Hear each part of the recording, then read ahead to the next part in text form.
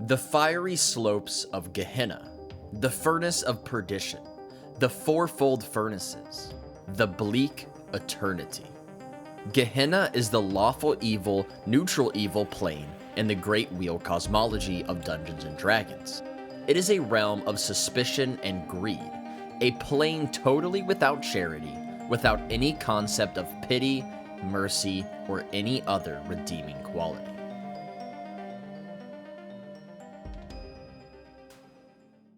The fourfold furnaces of Gehenna are smoky, burning realms. It consists of 4 layers, called mounts, each a gargantuan volcanic mountain thousands of miles across, floating in a void of nothingness. The plane is infinite, just like other planes, the void stretching on indefinitely, but the mountains themselves are technically finite, at least in 2nd and 3rd edition. In 1st edition, it describes the mountains as having no bases or peaks, which sort of implies that they also stretch infinitely. In 3rd and 5th edition, there are also smaller volcanic earthbergs that float around and occasionally smash into the main mounts. Nothing is green in the Furnace of Perdition. It consists only of sloped volcanic rock, riddled with vents, fumaroles, and mud pots that emit noxious fumes and spew lava. Lava rivers, eruptions, and earthquakes are all common on the fiery slopes. Nothing is flat either. In 3rd and 5th edition, every surface is always at least a 45-degree angle. In 2nd edition, the angles can be as little as 5 degrees, but there is still never a flat area. Someone who stumbles or trips could fall for miles. Most people go underground into the mountain caverns to avoid this fate, but of course, that's where everyone goes, so it's full of dangerous creatures and people. The light and heat from this plane come not from a sun, but from the glowing ground. This casts shadows upward, and you can actually cast shadow in someone's eye if you stand at the right angle. The red light in the sky fades and intensifies as fresh fumaroles and geysers of lava sprout up and cool off. Starting anywhere from a few feet to several miles above the surface, the light disappears into black void. No light except the light from the next layer can pierce this darkness, and even sound disappears into it. Gehenna burns with an evil will. Lava flows seem to seek out travelers, and fissures open up under the feet of visitors as if the ground itself hungers. Quote, Gehenna has no room for mercy or compassion. The fiends living here are among the greediest and most selfish in all the multiverse. End quote. Now let's discuss traveling Gehenna. In order to get to the plane, there are several ways. You can use the usual methods, which are the astral plane, sailing the river Styx, a door from Sigil, or traveling from the adjacent planes, the Nine Hells, Hades, or the Outlands. All of these would lead to the first layer, Khalas. The river Styx only flows through Khalas, and not the other 3 layers, and it moves through gorges and canyons at high speeds, making it extraordinarily dangerous to navigate unless you know exactly what you are doing. Interplanar portals are always found deep underneath the surface of Gehenna, taking the form of black chasms on the floor. There's no way to tell what's a portal and what's just an actual bottomless pit, but many travelers have marked the walls near them to signify what they are. Although sometimes they intentionally mark an actual bottomless pit as if it were a portal, since this is a place of dismal evil. Moving between the layers. The barriers between layers are always in the underground passages, usually in dead-end corridors. There is a 5% chance that any barrier leading to a deeper layer opens into a volcanic bubble, if into the 2nd or 3rd layer, or a sealed cavern without other escape, if in the 4th layer. Sometimes these are one way, with no way getting back. This arrangement has led scholars to believe Gehenna to be shaped like a 4-sided pyramid, each layer being one side of the pyramid, but this is merely supposition. Now let's discuss the properties of Gehenna. In 1st edition, since Gehenna is a hot place, anyone who is not protected from heat suffers 1d6 points of damage per turn, a turn being 10 minutes. In 2nd edition, there's quite a few. As I said earlier, nowhere in Gehenna is flat. According to 2nd edition, if you try to clear off a spot and make it flat, it will eventually become sloped again. Something about the plane just hates level surfaces. Anyone who slips and falls will continue to tumble until stopped by something solid. They catch a passing outcropping, or they fall off the face of the layer, tumbling eternally into oblivion. They take fall damage equal to half the amount of feet they fell. The hot surface of Khalas deals 1d2 fire damage each round to unprotected skin. Chamada's surface deals 1d6 damage per round, Mungoth's acidic snow causes 1d3 damage per turn, and Krangath's utter cold causes 1d6 damage per round. Keep in mind, in AD&D, a round was 1 round of combat and was also 1 minute, whereas a turn was 10 rounds or 10 minutes. Now let's move on to the magical properties in 2nd edition. Keep in mind, all of these magical conditions I'm about to list only apply to arcane spellcasters and magic items. Divine spellcasters were not affected by these, but instead were a level lower for each plane between the plane they're on now and their deity's home plane. So, conjuration summoning magic. You can only summon creatures native to Gehenna. This even affects spells like Gate, specifically designed to break planar barriers. Like in Beator, the conditions of the summoning need to be rigorously detailed, a successful spellcraft proficiency check or intelligence check at -5, otherwise the summoned creature will maintain their free will. Some will simply settle for killing their summoner immediately, but most prefer to rip them limb by limb. Divination spells require death. You must capture an enemy, stake them to the ground, and perform the divination in the entrails of the still living enemy. Enchantment and charm magic is diminished, which means the caster is treated as 1 level lower, and spells higher than 4th level from the school don't work at all. Some say this is because Gehenna has no charm, and others say it's because the bare essence of truth lies revealed on this plane.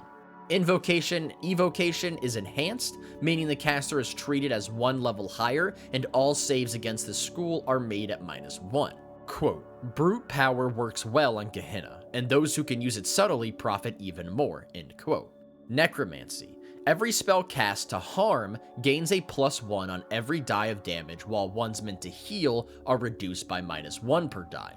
Spells that command or create undead work as if the caster were a level higher, and turning undead is made as if the caster were a level lower. I find this last one strange since only priests can turn undead as far as I'm aware, yet priests aren't affected by magical conditions, so it seems weird to include this, but maybe there's a wizard spell that emulates a priest turn undead. And then elemental magic. Fire and earth magic work well in the furnaces of Gehenna. The caster is treated as 2 levels higher when using those elements in the first 3 layers, since lava is more active on those layers. Water doesn't function on the 2nd and 3rd layers. On the 4th layer, water and air function, but only as blasts of freezing steam, and fire doesn't work at all. 3rd edition. So just like in all other editions, there are no flat places, all ground on Gehenna is slanted, and just like 2nd edition, if someone carves out a flat spot, it does not last long. The exception is if it's done by Yugoloths or deities. If you fail a climb check while moving up a slope, you make no progress. If you fail the check by 5 or more, you fall, and then are allowed another climb check to catch yourself. Otherwise, you tumble 10d10 plus 100 feet and take 10d6 damage. Of course, your fall could end sooner if there's a river of lava under you. Whenever combat occurs on the slopes of Gehenna, it follows the same rules as combat while climbing. So attackers get a +2 bonus to attack climbers, even if they themselves are climbing, and anyone on the surface of Gehenna loses their dexterity bonus to armor class and cannot use a shield since they are climbing up a slope. Additionally, in 3rd edition, Gehenna has the mildly evil aligned trait, which means that good aligned characters suffer -2 to charisma checks. In 5th edition, it has the Cruel Hindrance property. Since Gehenna is a place of greed and cruelty, it is difficult for visitors to help others. Whenever someone casts a spell with a beneficial effect, such as healing or removing a condition, the caster must make a DC 10 Charisma saving throw. On a failure, the spell fails, the spell slot is expended, and the action is wasted. Inhabitants. Quote, this is a plane without charity, without even a glimmer of what that means, end quote. The inhabitants of Gehenna are all self-absorbed and serve only their own agendas. Gehenna is a place for clever schemers and destroyers who aren't confined here by other forces. They're here because it suits them. They don't care what others think of them, and their schemes normally involve the downfall of others. The dark of Gehenna is the illusion of free will. Quote, ain't no such thing, only the will of the strong and the will of the weak, end quote. The denizens understand this and know how to bluff their way to power. The reason Yugoloths have made their home here is because the culture of Gehenna reflects their own. The key to holding power isn't about being physically stronger than others. It's about convincing those around you that you're the one holding the power. Powers. Among the inhabitants of Gehenna, many gods dwell here. This is a list of all the powers known to have divine realms in Gehenna. Gaknulak, kobold demigod of trickery, Squaric, lesser power of ratmen, Melifleur, god of liches, although Velsharoon of the Forgotten Realms took his name as an alias, but it's unclear if they're the same or what their relationship is. Mimnor, trickery god of cloud giants, Manzikorian, dead philosopher god of Elithids, Shargas, night lord of orcs, Sarganas, the Kryn deity of cunning, treachery, and guile, Loviatar, Forgotten Realms and Finnish goddess of pain, although in real Finnish mythology she's a god of disease, but whatever. Iaktu Zvim, the Forgotten Realms lesser deity of fear, hatred, and tyranny. He is the son of Bane, the god of tyranny there. Math Mathanwi, Celtic god of sorcery, and then Songjiang, the Chinese god of thievery. Petitioners. The petitioners of Gehenna are suspicious, greedy, and grasping, clinging onto gold just as they cling to the mountains to avoid falling down the slopes into oblivion. They refuse to do anything without payment, and they demand proof you can pay immediately before they will start the service. They may have some form of internal law that keeps them in line, but ultimately they only care about personal profit, and they don't care if they get it by helping others or by stepping on them. Unlike most planes, the petitioners here are more willful, traveling between layers on their own personal quest for power, even though they are destined to never find it. Natives. According to 1st edition, the only true natives to Gehenna are the Barghest. These are goblin-wolf hybrids capable of shapeshifting into either a giant goblin or a wolf. They isolate themselves from other Barghests, claiming land as their own and populating it with creatures they've enslaved, forming their own personal empires. Because they battle other Barghests with their armies so often, their young are raised on the prime material plane, and they can only plane shift to Gehenna once they've consumed enough powerful souls. Although 1st edition calls them the only true natives to Gehenna, 2nd edition adds Yugalas, Vaporigu, and Slazraths to the list of Gehenna natives. It's a little confusing because the Dungeon Master's Guide to the Planes booklet in the Planescape campaign box set says Yugalas and Vaporigu are the only natives to Gehenna, but then the Barghest entry in the Monstrous supplement in the same box set says they are also native to Gehenna, and then in Planes of Conflict it says that Slazraths are also native to Gehenna, and then also it says that Yugalas are originally from Hades and not technically native to Gehenna, but they moved to Gehenna later and they've been there long enough that they basically are native, at least in the sense that if you kill them in Gehenna, they do die for realsies, the same way killing any outsider in their home plane does, so for all intents and purposes, I guess they're native. And then 5th edition changed this a little bit because it said that Yugalas were actually created on Gehenna and got rid of their Hades origin story. Yugalas are the neutral evil fiends of the lower planes, acting as mercenaries for both sides of the Blood War and are master manipulators, using the Tanari and Batazu like puppets. If you want to know more about them, I have 2 videos that go extremely in depth on them. Vaporigu are these grotesque, bulging, fleshy, furry things that prey on travelers. They are neutral evil fiends, but unlike most fiends, they have no motives. They just exist to cause pain and suffering. And then last but not least, Slazraths were slimy worms, but then a sorcerer slave of the Yugoloths turned them into flying mounts subservient to the Yugoloths. However, some did break free and currently roam the fiery slopes as wild animals. They are the only creatures capable of seeing in the darkness of the void beyond the surfaces of Gehenna. Other than the gods, the petitioners, and the creatures native here, there are other beings that live in Gehenna, mainly fiends from other lower planes that have been exiled and are in hiding. This includes nightmares, imps, manes, daemons, mephits, lesser devils, demons, and Achirai.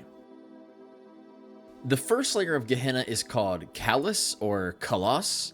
I'm not 100% sure how to pronounce that. I looked it up. It is a real word in Arabic that means like stop or finished. It can be used in a lot of ways, but it tends to be used as sort of an equivalent to shut up when you want someone to stop talking. I have no idea if this has any correlation at all to the first layer of Gehenna. I kind of doubt it because I don't know how that would make any sense. The only thing I could think of is that Gehenna is a valley near Jerusalem. and there are some Arabic speakers there, but that still doesn't really make any sense. I don't really know where this name comes from, to be honest. So anyways, Khalas, the first mount. This is the topmost layer of Gehenna, the one you would wind up on when traveling via the astral, outlands, or most ways of planar travel. It is the most temperate of Gehenna's layers. The layer's source of light comes from the ever-present lava and fires from the ground. The sky is reddish at the horizon and slowly fades to black at the zenith. There are many fast-flowing rivers and waterfalls that cascade down its slopes, and either evaporate into huge clouds of vapor from the heat of the ground, or enter pitch-black caverns before reaching the bottom. The water is poisoned with heavy metals from the lava, and anyone who drinks it contracts a disease that sloughs the flesh off, deforming and crippling them. The largest of these waterfalls are from the river Styx, which falls thousands of feet, winds through rapids, and descends into the underground passages that lace Gehenna's interior. The caverns underneath Khalas cave in under the heat of magma regularly. Lava sprays out from holes in the crusty ground, burning those not protected from fire for 6d6 damage. Even those protected still need to be careful, for the lava will melt through their clothes and items. The ground itself deals 1d2 damage per round to exposed flesh. The second layer, Chamada, is visible in the distant blackness overhead, but it is so far it looks like a small, bloody moon. Within Khalas, there are several locations. The first we have is the Abominations layer. From the world of Obrinus is an abomination called Ansheglian in their tongue that destroys gods, draining their power for itself. It is known on Gehenna as the Abomination or the Blowfish. It was once human, but now appears as a humanoid with blackened skin, as if burned or charred. It's not actually skin, but a mess of spines that stick out a foot and poison those they pierce. Its lair is a secluded cave high in the mountains of Khalas, decorated with the skins of its dead enemies, and filled with noxious gases that spill out from the lower reaches of the cavern into a puddle of magma. The Teardrop Palace. This is the divine realm of Sung Qiang, Chinese god of thieves and trickery. In first edition, he was named, oh god, please forgive my pronunciation, Che Qiang Fu Ya, and it doesn't mention if he was a god of trickery or not, just that he sits on a throne in his Teardrop Palace, waiting to be called to dole out judgment. Lava flows down the Teardrop Palace on each side, and behind his throne is a temple bell carved from the skull of a giant. When he is called, the bell rings throughout the slopes of Gehenna. That is all from first edition. In second and third edition, he is called Sung Qiang and is said to be a god of trickery and thievery, and his palace is described a little differently. It is a nautiloid pagoda with two smaller shrines beside it and a bazaar between the two shrines. The whole area is encircled by a beautifully wrought iron fence. As you approach the realm, it grows bigger, or maybe it just shrinks the visitors. Either way, it has the same effect. It is designed to telegraph to visitors that they are insignificant to him, that they are not the center of the multiverse. The closer you get to the pagoda, the larger everything gets. The stairs become too large to climb, so most use the gutter next to them, further cementing their value. When entering the palace, one must first pay obeisance to one of Sung Qiang's avatars, this one a monstrous jellyfish, then go to the shrines. Nautilus arms spin off the main temple, creating infinite hallways with chambers reserved for special visitors. Below the upper temple is the inverted opposite, a pit-like cathedral where Sung Qiang makes most of his dark deals. He can afford to make his palace infinite by stealing bits of other gods' realms and imprisoning those that come looking for them. The bazaar located between the two shrines outside the palace buys and sells everything, most of the items being stolen from some other part of the Great Wheel. This makes it the ultimate black market with a reputation for selling exotic, hard-to-find items. So, Sung Qiang is listed as a Chinese god. However, I can't find any mentions of a god named Sung Qiang in actual Chinese mythology, or really anywhere outside of Planescape. There is a Chinese historical figure named Song Jiang who led a rebellion against the Song dynasty, but he doesn't have anything to do with thieves or trickery, and he was never considered a god. This deity seems to be completely made up for Planescape, which if you're gonna make up your own god, it seems very strange to attribute it to a real-world culture as opposed to a made-up fantasy one. If anyone knows about the origins of Sung Qiang, please let me know in the comments, I'm very curious. Fo Ling Po. a town of ghosts on the first layer of Gehenna, located near a waterfall from a tributary of the river Styx. The foulness of the Styx has been cleansed by the lava, and it shrouds the town in hot mist that some claim cleanse them of hatreds and impure desires. A reverent silence encapsulates this town. Visitors feel the need to keep their peace, or at least speak only in whispers. The town is mostly of form with little care to function. A huge graveyard sits in the middle, and at a certain hour of every day, ghosts rise from their graves and begin building up the city or adding decorations to it. Each ghostly citizen has their life story tattooed on them, and they grow and change each day, reflecting their deeds and thoughts. Anyone who stays here too long becomes like them, passionless and wearing their life story on their skin. The town is run by someone named Tu Rien, the only permanent resident without any tattoos. Some say it's because he feeds on the stories of his people, so he doesn't need to show his own. The town has excellent wood carvers, but they don't sell them for coin, but rather memories, such as someone's first kiss or the feel of silk on freshly scrubbed skin. Once paid, the memory's gone forever. In addition to the locations on Khalas previously discussed, there are 3 more locations on the first mount that I know of. Aknuthrak, the divine realm of the kobold god Gaknulak, Chiasen, a divine realm of the were-rat deity Squaric, and Corigrave, the divine realm of the Celtic god Mathmathenwy.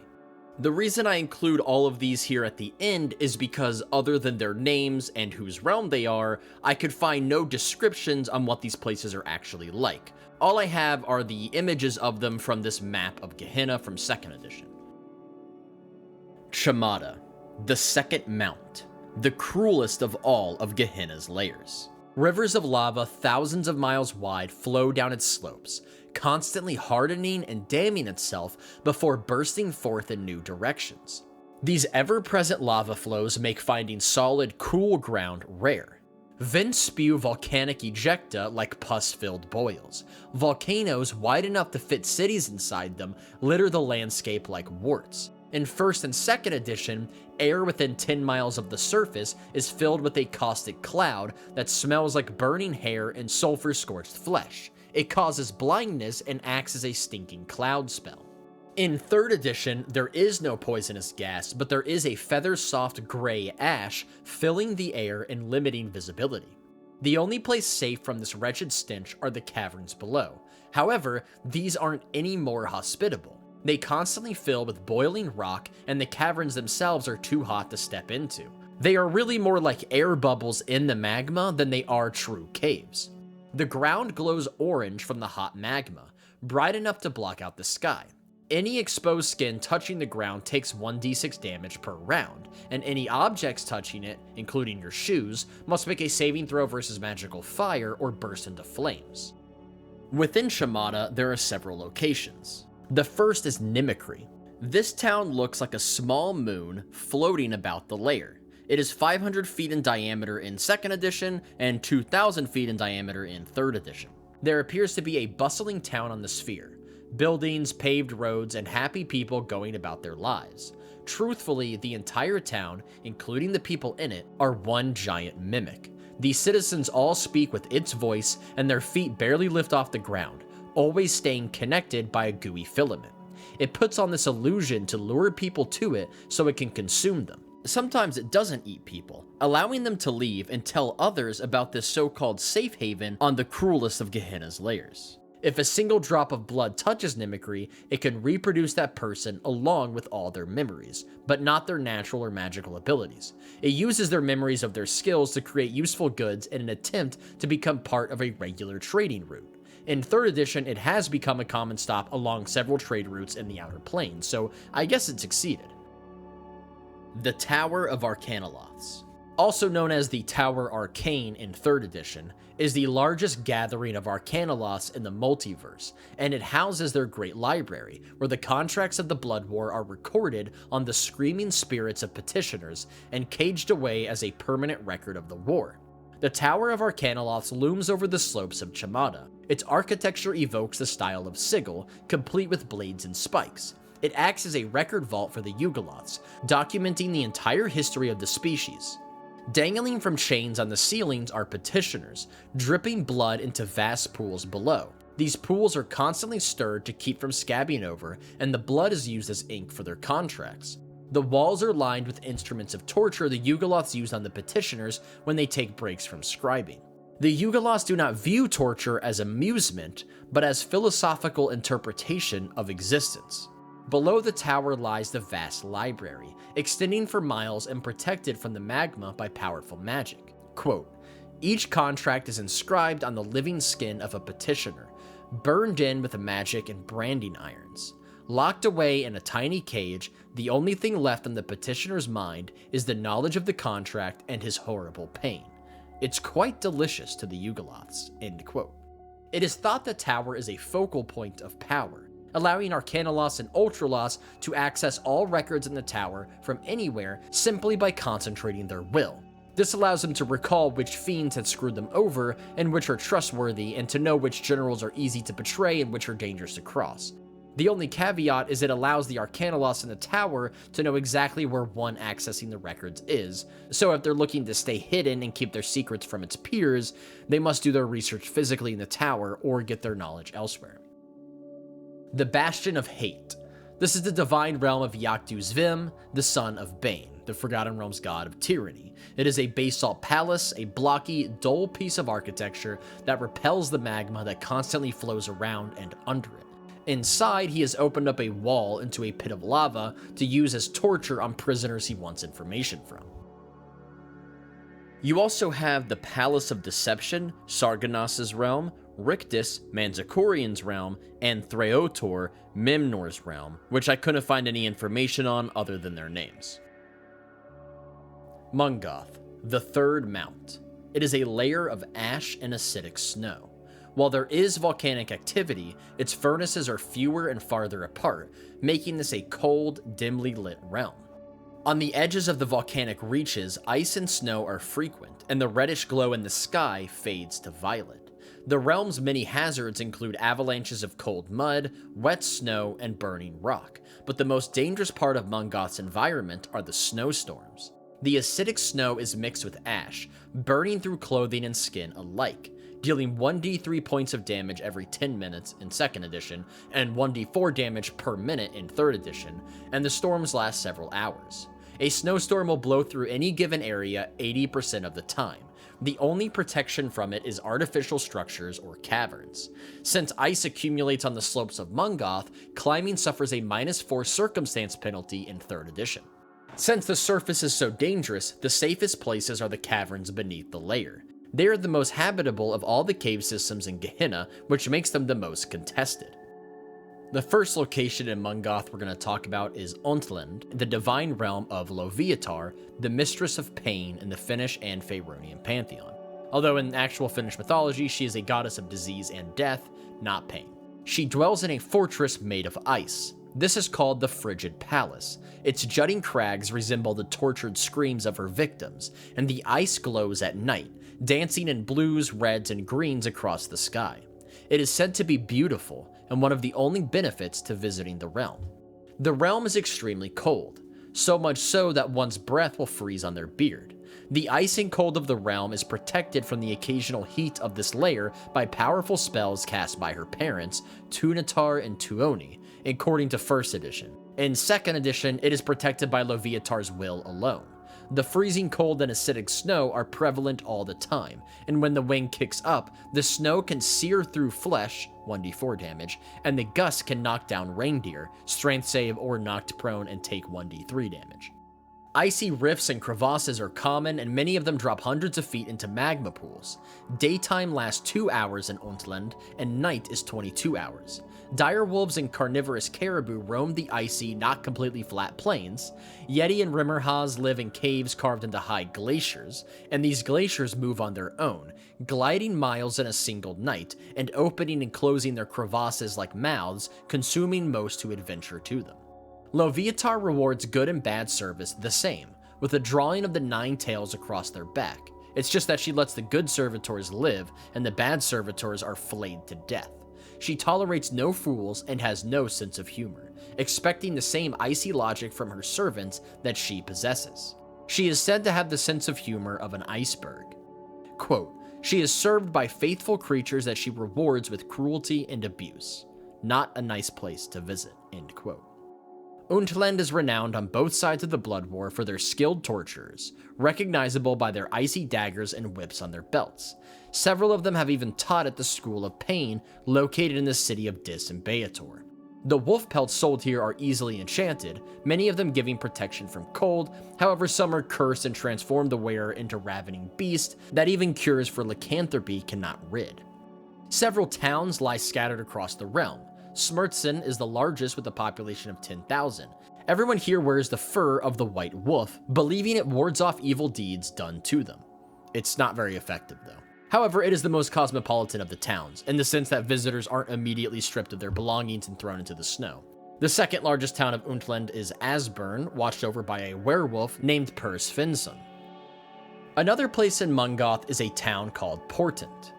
Quote, deception and betrayal come easily to everyone here, and anyone who doesn't play the game becomes a part of it. There's a price to having a spirit, and it usually comes in the form of a cage, end quote.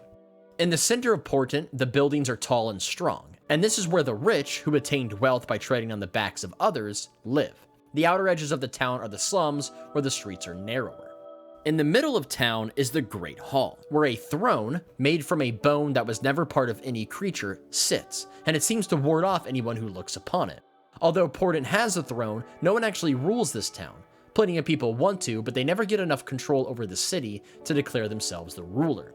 A few hundred feet from the Great Hall is the Bazaar, where alliances are made and betrayals happen, making it the place where all important decisions are made.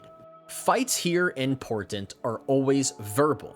No physical fight has ever occurred within the town.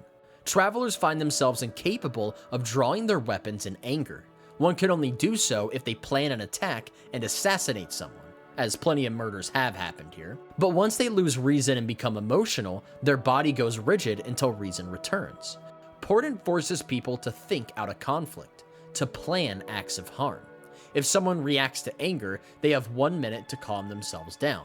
If they don't, they then believe they are fighting, but really it's all in their head and the only person they're fighting is themselves. In game terms, they have 1 round, since a round was a minute in 2nd edition, to collect themselves, otherwise they play out the fight normally. Any damage they deal is dealt to themselves, and once they hit 0, they die. They can make a wisdom check at -4 to realize what is happening. An old woman named Laughing Jane sits in a corner of the central hall, a tiefling with 2 snakes coming out of each eye socket. Quote, her human mouth speaks of other worlds and places best seen in the imagination. The snake from her right eye speaks her mind, and the one on the left sees through the veils of both deception and truth and speaks both, end quote. Everyone is convinced that she knows the truth of what Portent is really about, and they come to her to find out what's on her mind. Many sages come here, searching for whatever secret's buried here, and frequently visiting Laughing Jane when she's not busy talking to the locals. Guides to the tunnels of Mungoth can be purchased here for a high price. Recently, Laughing Jane announced that the city is the body of one of the first Yugoloths, bound by the sigils of the outer streets, claiming that she was the one who bound it, and that she paid with the price of her eye's insanity. Many people began digging up the outer streets to free the creature, but many people did not want that, and this caused many faction battles to erupt. Yugoloths have been seen entering the Great Hall and sitting on the throne, leaving with satisfied grins, as if they've discovered some secret or power, but mortals sitting on the throne receive nothing. The next location in Mungoth is the Valley of the Outcasts. This is a castle built of basaltic rock and giant bones, lying hidden in a deep chasm safe from the snowstorms. It was built and owned by the fire giant Tatsuo, and is scaled to her size, and she lives here with her 8 siblings. They are all outcasts, and are either wizards or sorcerers. As an outcast, Tatsuo is sympathetic to the plight of travelers seeking asylum, so it acts as a way station for visitors in need, if they can find it. She also has several contracts with the Yugoloths, ensuring the valley's safety if her enemies ever find her there. Holgis's Cleft. This is one of the few places on Mungoth where people live on the surface as opposed to underground. The people here are tough, inured to the cold and burning ice, eking out a living on Mungoth's harsh land. The townsfolk are watched over by Holgus Zinzar, a hot-headed tiefling who has been scarred many times by ice burns. The cleft is built under one of the sheltering overhangs of the cliffs of Mungoth. It's set far enough back so that they don't have to worry about the acidic snowstorms. Since their town is located outside Leviatar's domain, they worry this will wound her vanity. In order to soothe her pride, once every 7 days, they march out into the burning ice and let the snowstorms carve away their features in what they call Leviatar's caress. Because of this, all the citizens are hideously scarred, flesh burned away to reveal muscle. Visitors are encouraged to take part in this ritual, being tossed out in the storm naked if they refuse. In addition to being a place safe from the snows, you can also find excellent etched wares, silver, wood, metals, gems, etc. There is no militia, the people watch their own backs, and they take joy in observing visitors taking part in Leviatar's caress for the first time. They have had to suffer that ritual their whole lives, and they want to make sure others suffer it too. The last location in Mungoth is Death's Embrace. In 2nd edition, this is the divine realm of Malevolentia, god of liches. In 3rd edition, it is the divine realm of Faerun, the Forgotten Realms deity of necromancy and liches, and Malevolentia, who is called Melef for some reason in 3rd edition, has his own divine realm called Hopelorn. Faerun did take the alias Malevolentia, but whether they are actually the same god or not is unsure. Either way, Death's Embrace is described as a musty crypt where secrets of necromancy are contained. Krangath, the 4th Mount, also known as the Dead Furnace. It is the 4th and last layer of Gehenna. Whatever fires raged here burned out a long, long time ago. This is a dead realm. There are no sources of heat or light. It is cold, dark, and silent. The only sounds are your feet trekking over the black, icy stone, and the only smell native here is faint brimstone and the ice. The realm is so dead, not even wind is present, as the layer prohibits even that much of a sign of life. Wind only blows when a portal is opened, sucking out the stale air of Krangath. The surface of this layer is too cold for anyone to live, 1d6 damage per minute, so all inhabitants dwell in the caverns below. Obviously, this gets crowded, and many battles are fought over control of the hospitable territory. The caverns here are dark and cold, just like the surface, and the beings who live here despise light, trying to snuff it out, including whoever happens to be holding it. Within Krangath, there are 2 notable locations. The first is the Night Below. Quote, "Cold scheming and hatred of life form the 2 basic precepts of existence. Nothing's important save these. A body should rail against the creation that brought him here, and there's no better way to do that than by stealing everything creation holds dear." End quote. Night Below is the divine realm of Shargas, the Night Lord, the orcish god of cold, dark, undeath, and night, and was worshipped by orcs that acted stealthily in the shadows. Quote, "He hates life and the forces which brought him into existence, and he spends much of his time bemoaning the very fact he exists." End quote. He usually takes the form of an ebony-skinned orc wearing all black, with dark eyes that glow with unholy light in the darkness. Some reports place this realm on the 2nd or 3rd layers of Gehenna, but this is disinformation spread by Shargas's minions in hopes they lead people astray to die in the fiery plains of Chamada or the acid snows of Mungoth. The Night Below is a series of caverns extending infinitely throughout Krangath's underground, yet there are still caverns on this layer that do not belong to the Night Lord.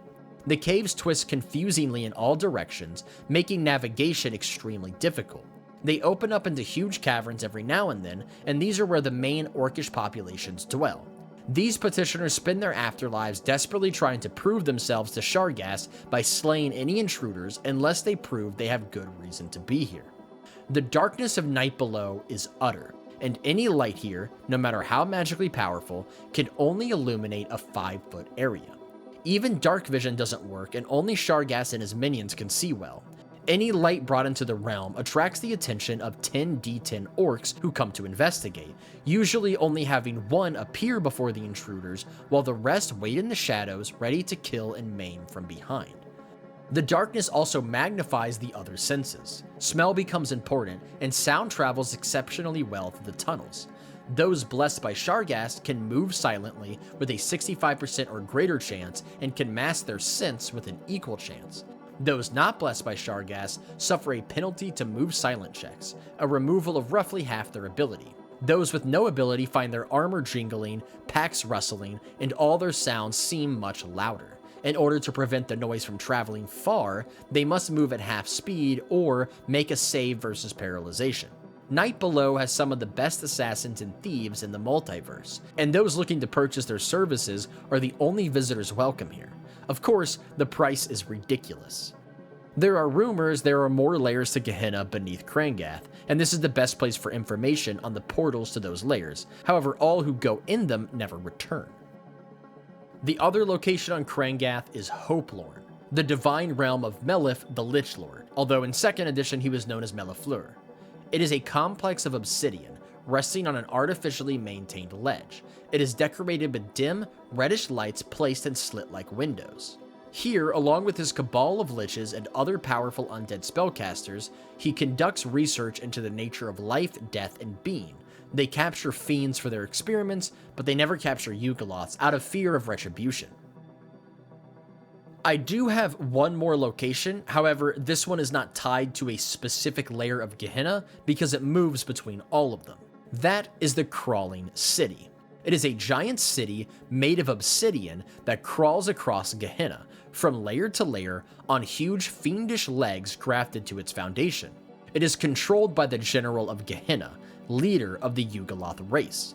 This metropolis fortress includes barracks for devilish, demonic, and other mercenaries, siege towers housing powerful war magic, a war academy where fiendish strategists teach their knowledge to up-and-coming officers bound for the Blood War, and massive factories that pump out the latest fiendish military hardware. The Crawling City has never directly entered the Blood War, but prophecies state that should it ever do so, the Blood War would come to an apocalyptic conclusion. And that is all the information I could find on the bleak eternity of Gehenna throughout all 5 editions of D&D. If you're wondering why I never talked about 4th edition, it's because, as far as I could tell, Gehenna doesn't exist in 4th edition. It doesn't use the Great Wheel cosmology, it uses its own thing, and I guess it's just not in there, so I couldn't find anything on it. Anyways, thank you for watching. I hope you guys enjoyed this. I hope this was useful, and remember to subscribe if you want to watch more D&D related content. Thank you guys so much.